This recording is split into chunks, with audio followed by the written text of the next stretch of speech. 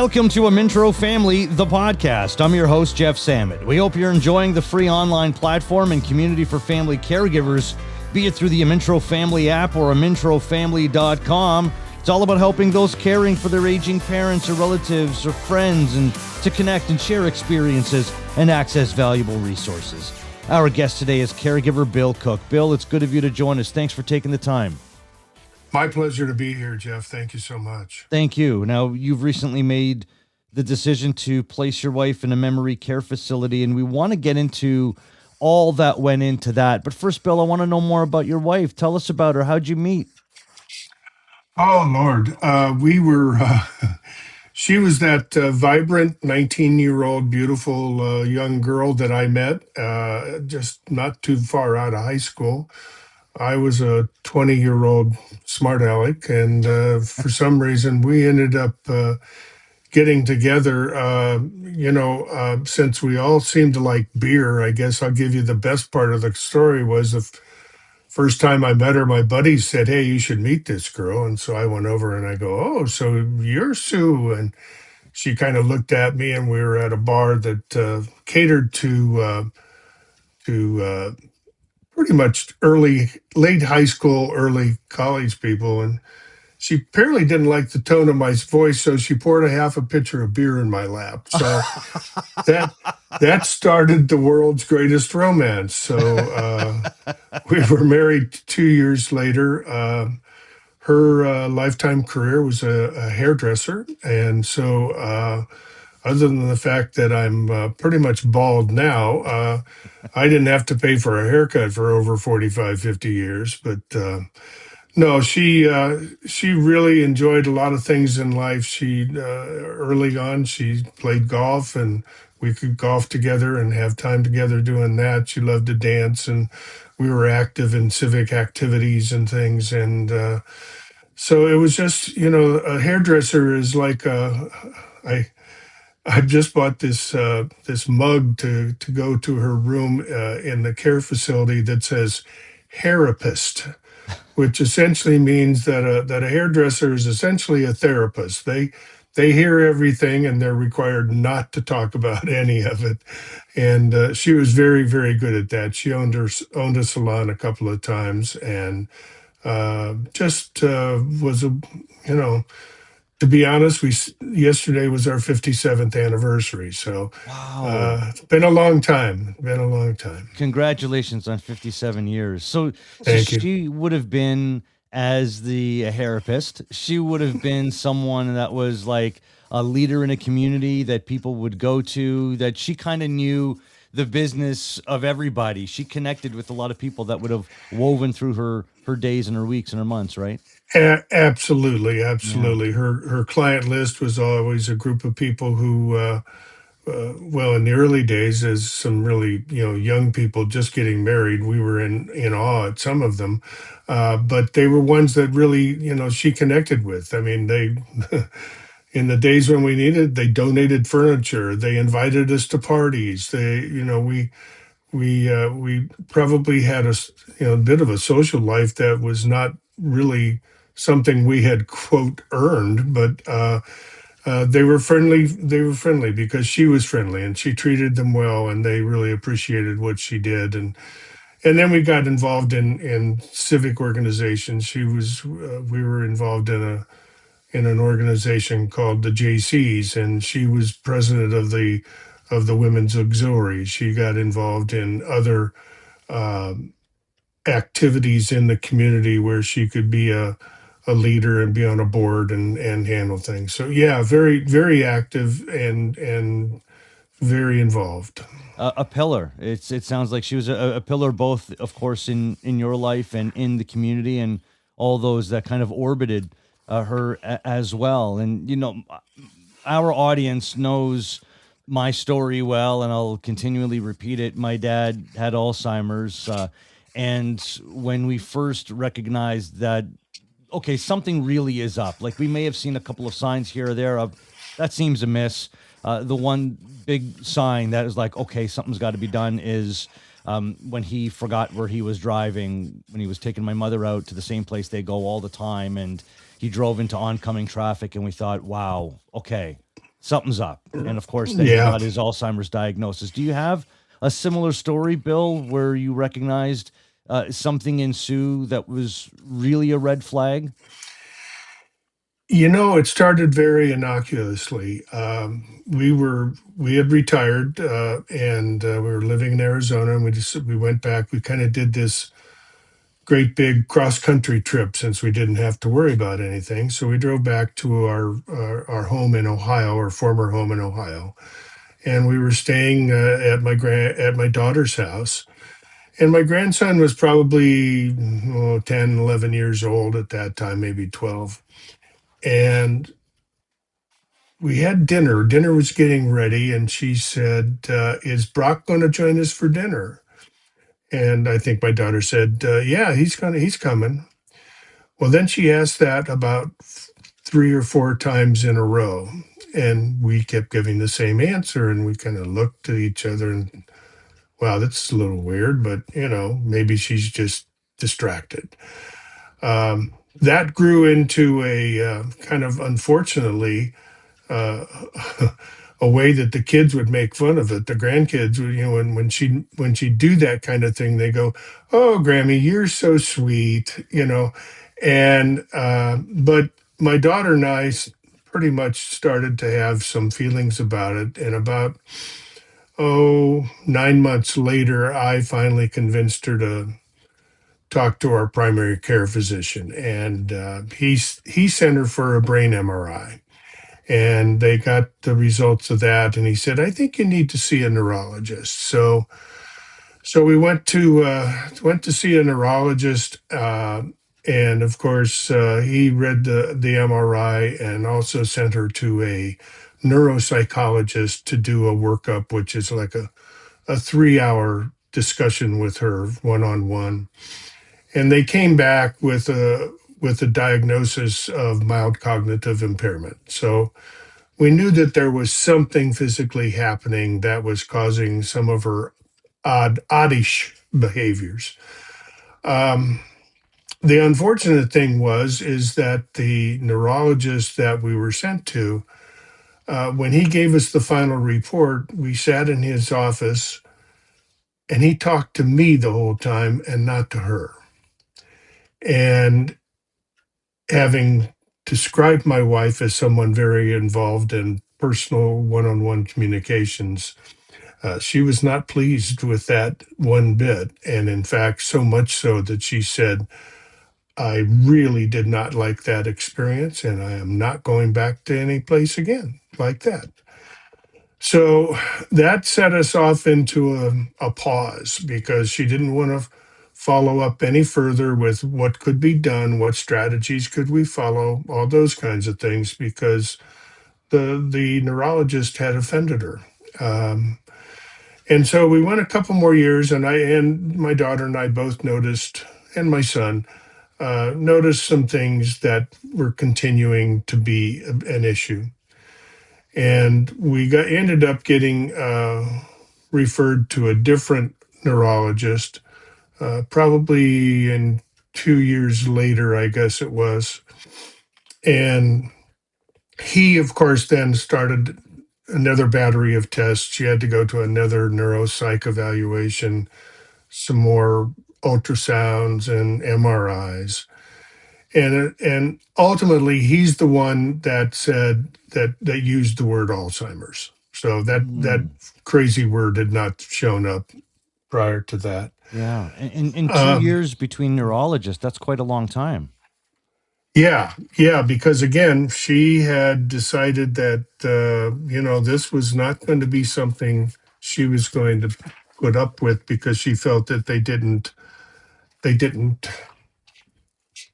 just did, they weren't listening, they weren't talking to her, they were talking to me. and Sure. and to be quite honest, I'll get through the rest of the story, but Yeah.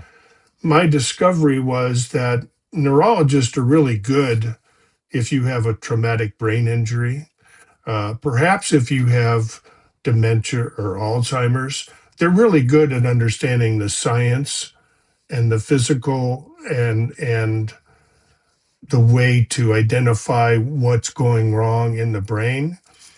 but they're not really good at understanding the behaviors associated with dementia or Alzheimer's. And so, as it turned out, the second neurologist we went to, I like to say he got blown up, but we got a call that our next appointment with him was canceled. And when I finally found out, it turns out that American healthcare system, he had been asked to see like 50% more patients, and he said, "Well, I'm not going to do that." So he left that medical group and went to the VA to work for Veterans Administration. So at that time, I decided, okay, I'm going to start looking for some other opportunity. And I found out that here in Phoenix, the largest health group is called Banner Medicine, Banner Healthcare. They had an area, a location called, or program called Banner Alzheimer's Institute. So I reached out to them, and we found, to fill out the 17-page background document, and then you get reviewed to determine whether they'll be willing to take you as a patient. And they did. And we ended up with a fantastic doctor, a woman doctor who I felt my wife could really relate to, but her her medical degree was in internal medicine. But she specialized in geriatrics and memory care. And we went to the first appointment with really high bar as to what we expected, and she just exceeded it by far. Oh, amazing. Oh my God, she spent an hour and a half with me and my daughter and my son while my wife was going through testing, just talking about whatever was going on. And then when she was done talking with us, then Sue joined us and we went for another hour. So, and you could tell that she really understood what happens in a family that's dealing with this disease and with a person that's dealing with this disease. So um, ultimately, we found the right person. Unfortunately, we didn't find him 4 years earlier. So Mm, but it started the process of really having a greater understanding of what's going on, why it's going on, and how what can we do to try to help it. So yeah. You were very fortunate to find this doctor that's not only caring for Sue, but caring for the whole family, understanding what the family and the care team is going through. So how far back are we going in the original diagnosis? Like all of this has happened, plus the care that you've provided for Sue since then. How far back are we going? the original diagnosis was 2017. So Mm, that's that original incident about, well, is Brock joining us? That was 2016. So 17 was the original diagnosis. And then, two journeys through neurologists until we found Dr. Allison Perrin in September of 2024, I think no, it that's was. Yeah. still fairly So, recent. That's only been a yeah. couple of years. How was it, Bill, to hear of Sue's diagnosis? Like, was it an aha moment? Was it sad, but almost a relief because you knew what was going on? Like, what was going through your mind and your heart when you heard the diagnosis? Um, in a way, that word Alzheimer's, in my opinion, rings very similar to that word cancer. Yeah. And it's very, troubling. Um, What it didn't signal for me, which later became far more apparent, was the caregiver journey that I was about to travel.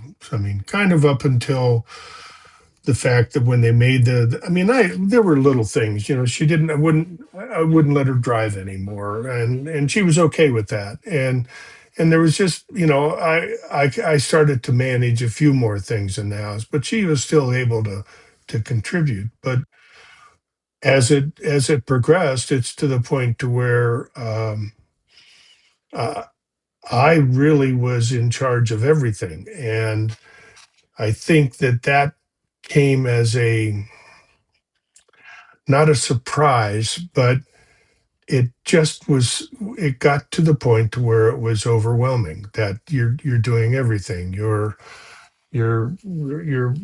managing the drugs. You're making sure the prescriptions are filled. You're making the doctor's appointments. You're following up on the doctor's appointments.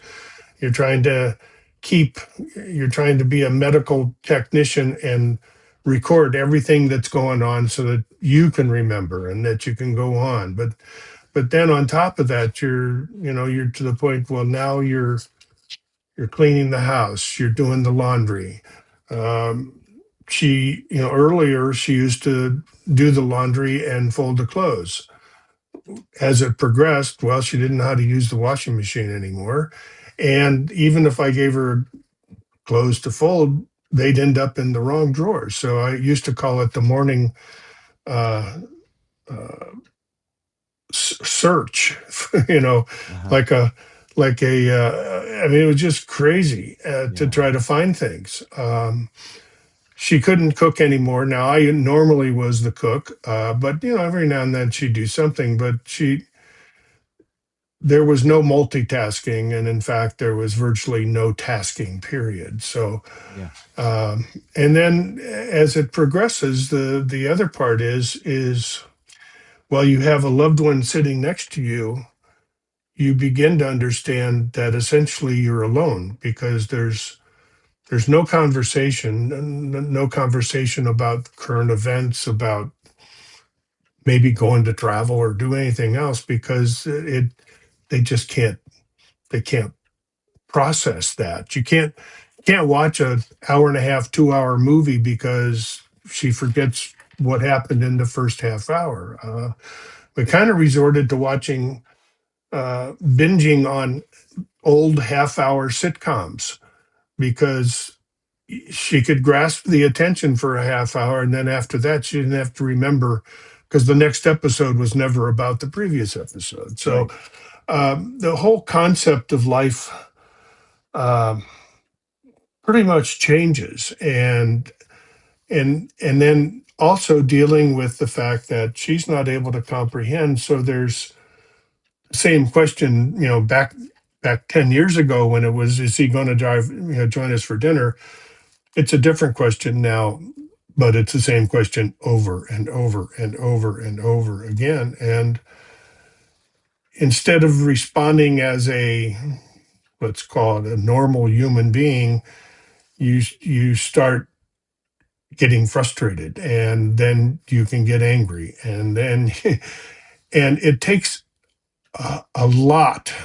an awful lot to reprogram your own brain to understand that you don't need to get upset about this stuff. You just need to be calm and cool and manage it. And that was that was a very big task.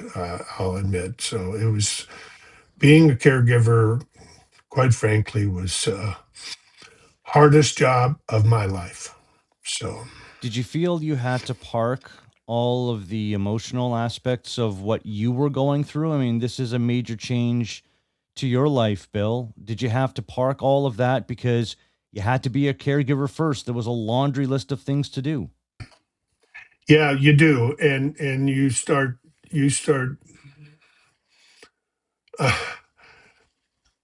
you start stopping to do things for yourself. So you no longer go out and socialize. You don't go hang with the buddies or anything. You don't go play golf. You don't leave the house for longer than to run for an hour to go to the grocery. You just don't do things because for yourself, because you're so focused on helping your loved one. And it shows, and the stress starts to build. I would my I early on, it was recommended that I seek out some support groups, and I went to the first one, And it was very nice, but it was all just caregivers. And the only reason I was able to go is my daughter was in town and she was able to stay with my wife. And it was nice. And I heard some nice things. And in fact, got some good information that I used much later.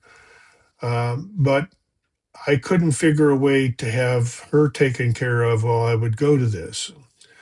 And then about a year later, year and a half later, we found what they call a memory cafe down here, where you both go. And so this one, we would both go to this cafe.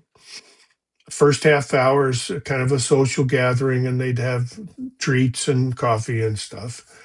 And then the loved ones would go into a room for a program provided by professionals, and the caregivers would go into a separate room. And for an hour, we'd sit there and talk about what's going on in our lives. And it was probably the first time I discovered that, wow, I'm really not alone here.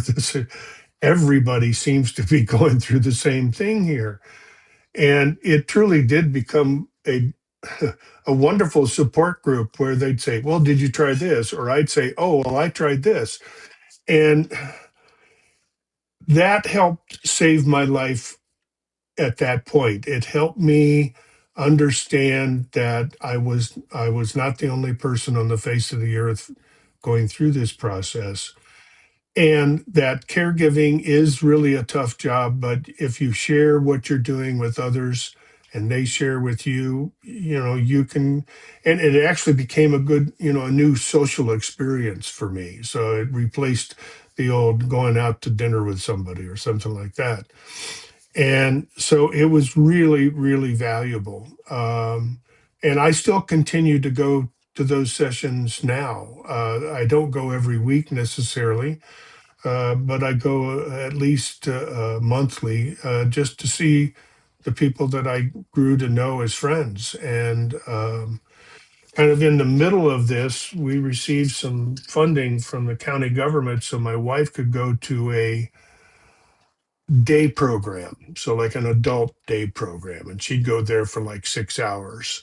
And it turned out it was on the same day as the memory cafe, so I'd drop her there, go to the memory cafe, go pick her up, and it would do so that provided a lot of, I guess I call it healing in a way. My other coping strategy was, after I'd get through the day, and a lot of dementia patients love to sleep, so she could sleep 12, 13 hours without and so she'd go to bed about 9 o'clock. I'd stay up till like 2 a.m. just deprogramming, Oh, just just were just you kind zoning out and watching some TV, knowing of she was okay, whatever you watching needed to do? watching Yeah, mindless stuff on television, and just going through a process of letting my brain clear out and give me a chance to recharge for what was going to happen the next morning, which hmm, is, helping her get out of bed, taking her yeah, clothes off, getting her into the shower, making sure she doesn't fall anywhere along the way. I mean, it's just like it was a way to recharge, but you knew that the whole routine was going to start again the next morning without fail. So, yeah. It was. This is a daily thing. This is your job, and there's no end in sight. Well, you mentioned your daughter at one point visiting in town to spell you. I was going to ask about your team. Like, is it just you and Sue out in Phoenix? I mean, I'm sure you have a bunch of friends, but did you have others that could step in for you? Did you have your children at any point? Did you have anybody else that could spell you so you could take off for an hour or whatever it is you needed to do? yeah, a little bit. Again, I think this is one of the, bad sides, or the two sides of the coin. The one side of the coin is that you have friends. The other side of the coin is you're trying to take care of someone who has a lot of issues. And so your your ability to maintain a social life diminishes rather quickly because she's not going to have fun getting together with someone and having conversation. You can't get together for drinks because I quickly discovered one glass of wine and she was zoned out completely. So alcohol is really bad for dementia patients. Um, so we had a couple of friends that would come over, every now and then. But human nature, at least my human nature, is you don't want to ask people to do that. That's my job.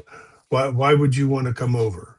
Um, so I did end up leaning a lot on my daughter. She would actually she was able to work from home, so for her job, work remotely. So she'd come about 4 times a year and stay for almost 2 weeks each trip. So that was the break that I would look forward to. Yeah, but Um, it's you. And you must look back and say that wasn't enough. no, no, Yeah. it wasn't. It wasn't. No, I I mean, mean, you again, need somebody almost on the daily just to kind of spell you a little bit, just to yeah. give your brain a break during the day for an hour. And it's on top of that, just to give yourself a break. But on top of that, you might have paperwork to catch up on, phone calls to be made, Oh, all for the absolutely. purpose of caregiving. Yeah. No, you're correct. And I didn't take advantage. I mean, we were able to finally get to a point where we were able to get some funding to help with the process. And but then again, as you may have experience in your past, dealing with government usually requires yet another job. Okay, Oh trying yes, to do that. it's a full-time job, and for caring for my dad, that was my wife's job. She was the one that made the phone calls, that read all the letters and the emails, and advocated and waited on the line and figured out next steps. She was the one that did all that. My mother was the one that was the primary caregiver. She was the one that was in the trenches every day, like you were with Sue. And I was the one that went over to support my mother and to help my dad and to be there. Yeah, So I mean, that's three people. And you're doing the work of three people, and we're just counting three. I mean, it takes more yeah. than three, but you were No, doing the job of absolutely. at least three people. Absolutely. And so we finally got some funding and some support, but the support itself caused problems. So for instance, I was taking her to this day club twice a week. It's a half hour away, so that's 2 hours of my day that gets wiped out just transporting. Yeah. And so they said, "Oh yeah, we'll provide transportation." And the original group they used for transportation was not so good, I'll say, to be kind. I was going to say they But might be late or not show up at all. That happens. yeah, well, that was exactly. So, Yeah. fortunately, my daughter was there when this happened. So Sue was supposed to be picked up at this club at 3 o'clock. At 2:40, I get a text saying, "Driver couldn't find the location. He canceled the trip." Wow. So They now we drop had to drive everything. up to get her. Now, Yeah. again, it wasn't like she was standing on a street corner. People would care for her at that place and bring her back. But so that, and then you're trying to deal. We also were able to get um, an in-home caregiver to come, like you mentioned, somebody that could be there. And the night before the first one was supposed to come, the night before we get a phone call, oh, that caregiver's sick. She won't be able to come. We're going to try to find somebody. But I mean, so it just was one thing after another. And I think that's what, in a way, tipped the scales on my mind. In addition to Sue's condition and things that had worsened, this was, I had a kind of a level of stress that was at about my eye level. And now this stuff took my level of stress above my head. And how am I going to continue dealing this? And I couldn't. And I was really feeling it physically and mentally myself. And so the next time my daughter came into town, I said, we need to go at least be prepared and look for some facility that she might be able to be cared for. And so we did that. And doing the tours, we found a place. And The government program that we're receiving funding from has fair amount of restrictions on where you can go, who takes it, whether the place honors it, whatever. And we found they had a quote vacancy at this one location, and we pulled the trigger. And How I'm long sure was that? part How long was that? Like from the time you decided, okay, things have got to change to Sue is in. How long did that take? about 3 months. That's not bad. That's not bad at No, all. no, no, it wasn't. I mean, it happened really quick. But that was the thing is went on this tour and they said, well, we have a room available, and you either say okay and take it, or you say no, and maybe it's a year before they have a room available. That's right. Yeah. So the 3 months, yeah, was really good because we finally said, okay, we have to do it. And that's one of the hardest things to do in your life as well, is to say, okay, I can't do this anymore. So And the day comes where you have to relocate, Sue. I remember the day I had to drive my dad. The day that he moved into the facility, he was going to. Our plan was to have him go to the day program that day. Day, program meaning just a few hours, and then him to be, instead of picked up and brought home, was to be picked up and to take him to the full time care facility. And he was oblivious. I don't know if Sue was, but my dad was in a state where he was, his illness had him oblivious. He didn't know really what was going on. So the day we had to move him, we knew that when he was leaving for the day program, he was not coming back home, which is right, unimaginable, even to the right, day. And then I was responsible to pick him up at the full time care facility. No, to pick him up the day program and to bring him to the facility, knowing full well he wasn't going home. And on the ride, he would say, "So where are we going? Are we going yeah. home?" Where are we And I had going? to say, Yeah, "Yeah, we're going home." And he'd say, "Mom is there." "Yeah, mom is waiting for you." That's what I had to say, all those things. And then he'd ask me 5 minutes later. And then 5 minutes later, he'd say, "Am I working today?" "No, Dad, you don't have to work today. You have the day off." "Well, that's good. That's good. I don't feel like working today. I'm kind of tired. I did a lot today." "Yeah, you did, Dad." That was what the car ride was like. I mean, I was going to ask you if you remember the day. Of course, you remember the day. Was the day similar in terms of oh, emotion? I'm, almost I'm sure it's tenfold. close to identical. And I mean, we did the same thing. The Dr. Perrin at the Alzheimer's Institute, because we had talked to her about it. In fact, she said, and it's before we actually went out and looked at places. Her last appointment with Dr. Perrin, she says, you probably should have been looking for a place 6 months ago. So you're behind the wheel here. So she said, you need to come up with an idea or a story. So our story was exact same thing. I took her to the group took her to the daycare program. And then I went and picked her up. And when I picked her up early. So she would usually be there from like 9 to 3. I went there at noon, and I informed the staff that I was coming. And I said, we got to go. I said, I went back home after I dropped you off, and I discovered we've got a leak, like a pipe burst in the house. The whole floor is flooded.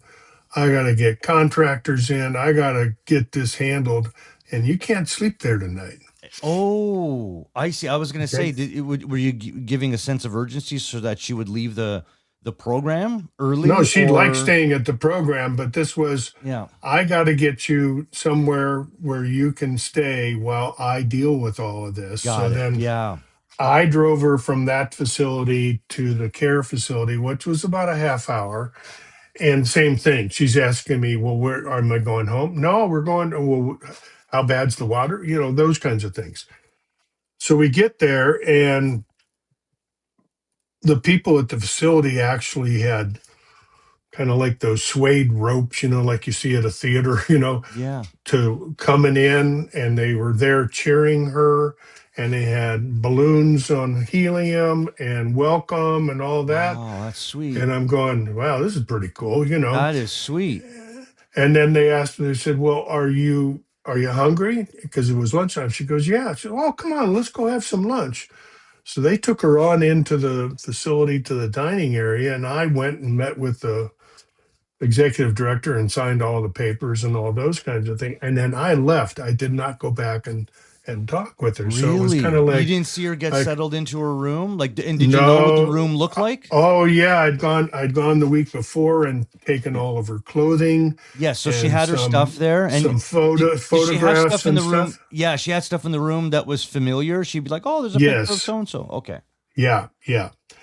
So and the recommendation again of the memory doctor was you really want to let her acclimate for 10 days to 2 weeks. You don't want to go see her. You're just going to let her ease in there as so that she can acclimate. And um, as I've told people, that was 2 weeks for her to acclimate and 2 weeks for me to get over the guilt. I'll bet. Now, I've still not gotten over the guilt, but I don't think so then I don't think you do. yeah, so then when I Mm. went to see her the first time, and it was about 2 weeks, she was very, I would say, confused, concerned, anxious, afraid. She said, people are following me around in here. I go, well, they're supposed to follow you around. They're taking care of you, yada, yada. Um, so it stayed that way for about the first month. But we had, again, I'm very fortunate. They have a doctor's practice that works with this facility, and the doctor assigned to her is a very caring person. I mean, just wonderful. And we decided that we need to introduce some antidepressants, some things to help calm her down. And so she gets a small dose of something at night before she goes to bed, and a small dose of something else in the morning. And she is now in a, I don't want to, I may be stretching it to say a happy place, but she could be. I mean, I went, the last two weeks I've gone, and I decided, and I know that some people listening may really not appreciate this and be offended, but I was not going to be the guy that was going to go sit with her 8 hours a day, 7 days a week. My mom did that. It I was too much just for her. wasn't. That's right. Wasn't going to do it, and that all that would do would be to contribute more to the stress. And as your listeners may or may not know, there are some studies that show that 40% of caregivers of people who have dementia or Alzheimer's die before the people who have Alzheimer's or dementia because of the stress. So, Hmm. so I go once a week and I make it a quality visit. And now, as I told the kids a couple of weeks ago, I said she was in the "I love you" mood today. So she sat there and told me that she loved me 100 times, easy. Uh, but the visits now are they're very lighthearted. I printed off a couple hundred photographs from you have photos in your phone that you never look at, Yeah. Yeah.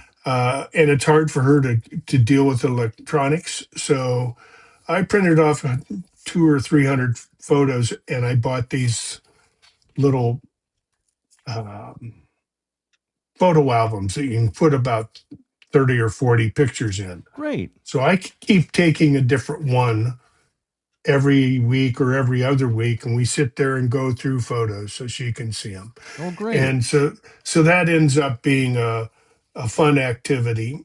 She has a sweet tooth, so I usually I take her a container of M&Ms or something like that she can work through the week. Last week I had a really good cinnamon roll with a lot of the really good white icing on top. Oh yeah. So I took one of those and we shared it sitting there talking, and she loved it. So, it's just little things like that. It's still a point to where you can't have much of a conversation. She doesn't, but the staff there is really good, and they've told me that she gets engaged. They have, like, seated exercises stuff, and they do like quizzes, like, multiple choice questions, trivia, that kind of thing.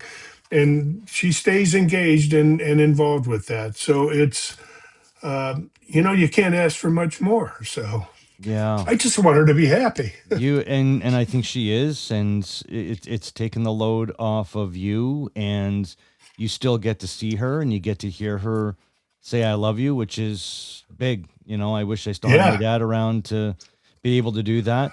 Yeah. So I mean, you see that with all of the terrible things that you all have gone through, that right now you could still see the benefits and the positives. You can still see them. Yeah. Yeah.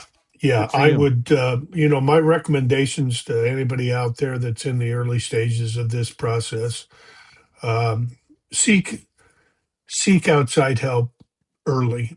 Find an organization, a support group. It could be connected. We actually went to a memory care facility, or not memory care, a memory cafe that was sponsored by a church, and not our church. And these wonderful volunteers would be there twice a month, and they do different things. And it was for both the caregiver and the loved one. And they'd have somebody playing music, or they'd do a sing along, or they do trivia, or we did painted things on a little canvas and all that. And it was marvelous. And in fact, there's two things in dementia that people will experience.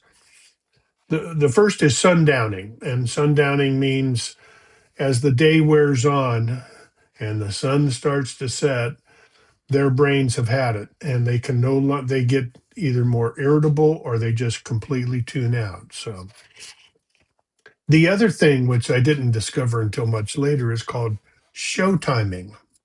So we'd go to this memory cafe at this church, and all of a sudden she's bright and chipper and asking questions, and it's kind of, you look, go, who stole my wife and took over her body? Yeah.